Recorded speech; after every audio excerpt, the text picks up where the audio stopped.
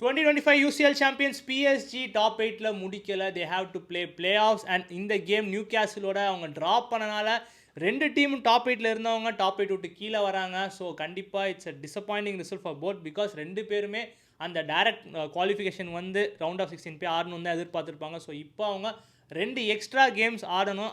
ஆனால் யூசிஎல்ல உங்களுக்கே தெரியும் எந்த டீம் வேணாலும் அப்செட் பண்ணுன்ற போது கண்டிப்பாக it's a risky thing to play.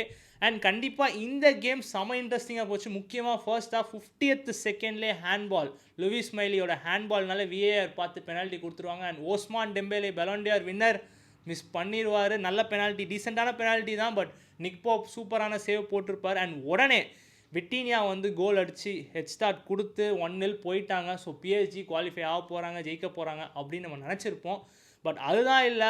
Ariel டியூவல்ஸாக இருக்கட்டும், 50-50ஸாக இருக்கட்டும், அந்த ஃபிசிக்கல் ப்ரெசன்ஸை நியூ கேசல் யூஸ் பண்ணி 1-1 ஆக்கிட்டாங்க ஜோ வில்லா கோலுக்கு அப்புறம். எனக்கு தெரிஞ்சு அதுக்கப்புறம் ஃபுல் டைட் தான். ரெண்டு டீமுக்குமே சான்ஸ் கிடச்சிது, பட் ஆனால் யாராலையும் அடிக்க முடியல. ஸோ 1-1 முடிஞ்சிச்சு. ஸோ இந்த ரெண்டு டீமுமே நாக் அவுட்ஸ் விளாண்டு மேபி பார்சா அண்ட் பிஎஸ்ஜி நடக்க வாய்ப்பு இருக்குது.